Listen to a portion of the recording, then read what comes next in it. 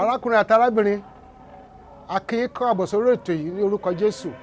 Orúkọ mi ni Daniel Olúkọ̀yà láti orí òkè náà àti iṣẹ́ ìyanu.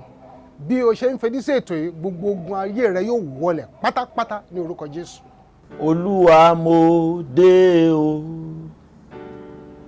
ayé mi dọ̀wọ́ rẹ bá mi túnṣe, ilé mi dọ̀wọ́ rẹ bá mi túnṣe, ọmọ mi dọ̀wọ́ rẹ bá mi túnṣe, iṣẹ́ mi dọ̀wọ́ rẹ bá mi túnṣe.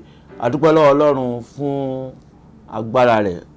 Orúkọ Jésù, Ọlọ́run wa tí bẹ lọ́run, a dúpẹ́ lọ́wọ́ rẹ̀ lẹ́ẹ̀kan sí fún ìrànlọ́wọ́ tá à ń rí gbà àti fún àwọn tó wò wá lé. A dúpẹ́ fún ọwọ́ agbára yín, a sì dúpẹ́ fún ìrànlọ́wọ́ yín náà. A dúpẹ́ fún ètò yìí náà, a sì dúpẹ́ àtìlẹ́yìn yín. Ẹ gbà ọpẹ́ wa, Jésù Olúwa wa. A kí yín ní gbogbo ibi tí ẹ ti wò wá, nílé lóko àti lẹ́yìn odi.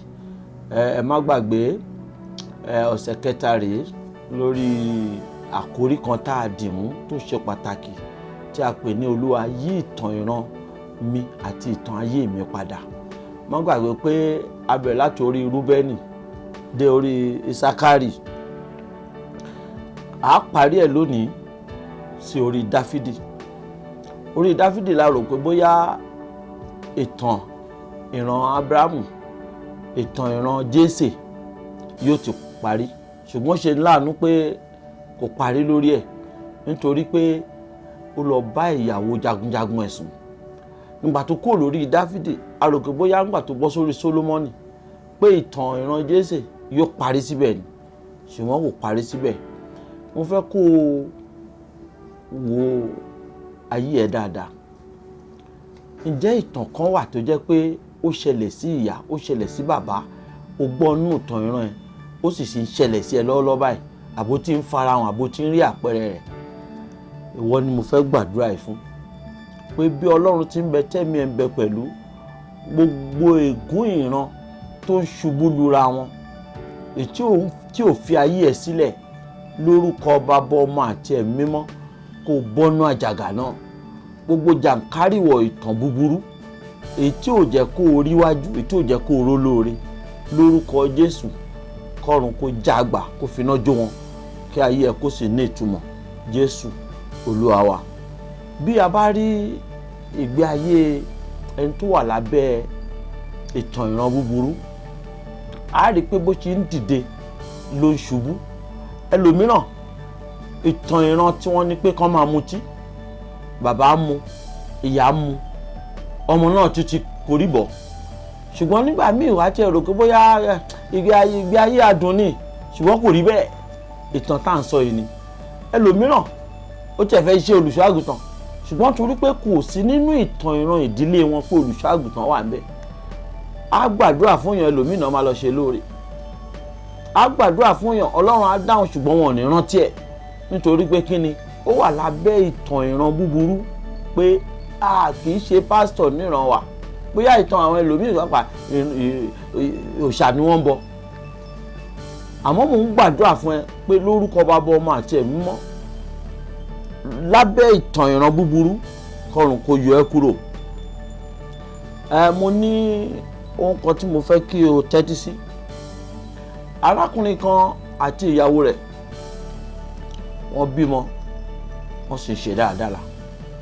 Ṣùgbọ́n ó tó àkókò kan torí pé ìtàn tá à ń sọ yìí, orúkọ tí à ń pè gangan ni pé ìtàn má lè kọjá, àkókò má lè kọjá. Àwọn ìtàn kan wà, wọn kì í kọ́lé. Arákùnrin àti obìnrin wọn dáwó jọ láti kọ́lé, ṣùgbọ́n bí wọ́n ti ń ralẹ̀ náà ń gbalẹ̀ ìmọ̀ wọn lọ́wọ́. Wọ́n bá ti ń ralẹ̀, bí nǹkan kò bá dé àbí tó bá kú díẹ̀ kó wò pé àìsàn á ṣe ọmọ, títí ìgbà tí iye wọn fi ṣí pé wọ́n wà ní abẹ́ ègún ìtàn ìran má lè kọ́lé. Mo gbà ládùúrà fún ẹ bí o ti ń wò mí, bí o bá jẹ́ pé o ní nǹkan kan bí ilé àkọ́tì àbí pírójẹ́tì tó pàtì tí agbára ìtàn ìran ò fẹ́ kó o parí, lórúkọ Jésù Kristi ti Násárẹ́tì, lọ parí ẹ̀. Mo sọ tàṣẹ́tàṣẹ́ lórúkọ Jésù Kristi Násárẹ́tì. Ilé ló kọ́ tì ní, iṣẹ́ ló pa tì ní, àbí iṣẹ́ tó wù ọ́ kó o ṣe lóòrí ṣe ní àbò kọ́ṣẹ́ ò lè fi rí gbádùn, lórúkọ Jésù olùgbàlà jáde kúrò nínú ègún ìdádúró kó wọnú ìbùkún Ọlọ́run.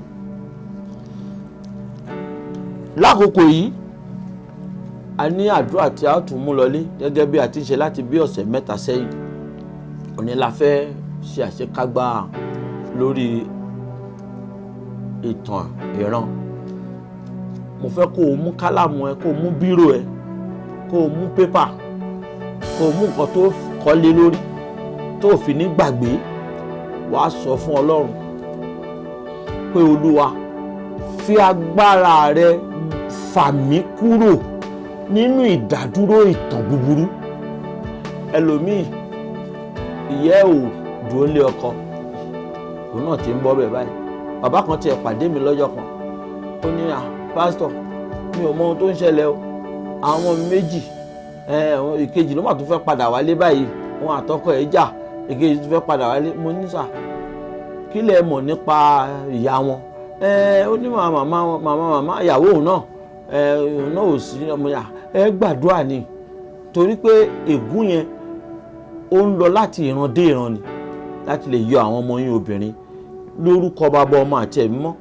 Tó bá jẹ́ ègún má lọ́kọ ó ń dààmú ayé ẹ, àbí ègún má láya, àbí ègún má gbádùn ìgbéyàwó, tàbí ìtàn ìran tí kì í mú kí obìnrin dúró lé ọkọ, tàbí tí kì í mú kí ọkọ kó gbádùn ìgbéyàwó, lórúkọ Jésù olùgbàlà kí ìtàn yìí kó yí padà, kí adùn kó wọnú ìgbéyàwó ẹ, kó ṣe rere, kó sì gbádùn Ọlọ́run.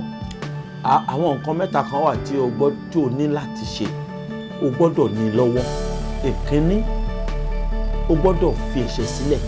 O fẹ́ yí ìtàn ayé ẹ padà, o fẹ́ yọ rẹ kúrò nínú ìtàn ìran búburú, o gbọ́dọ̀ fi ẹ̀ṣẹ̀ sílẹ̀. Èkíní nìyẹn. Èkejì, o gbọ́dọ̀ ní ìwà mímọ́.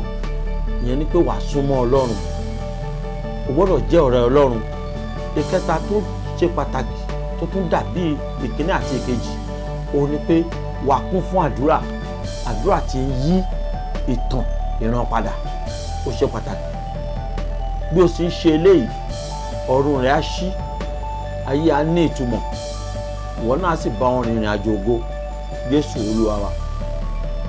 Àwọn nọ́mbà yìí ni mo fẹ́ kí a pè fún ìgbaninímọ̀ràn: 080 6716 0472 0806 716 0472. Ìkejì ní 080 3347 8734 080 33 47 8734. Má gbàgbé, Jésù ló ní ohun gbogbo ní ìkáwọ́. Má sì gbàgbé ìpàdé orí òkè náà àdìṣẹ́ ìyanu tí à ń ṣe ní olú ìjọ wa ní 13 Ọlásìnbọ̀. Monday ti di Friday ní ìpàdé. Jésù ń dúró dè ọ́, yóò yà ọ́ lẹ́nu, yóò yí ìtàn ayé ẹ̀ padà, yóò sì ti àwọn ọ̀tá rẹ̀, ìwọ náà sì gbé ìgbé ayé àlàáfíà. A ó pàdé lọ́sẹ̀ tó ń bọ̀.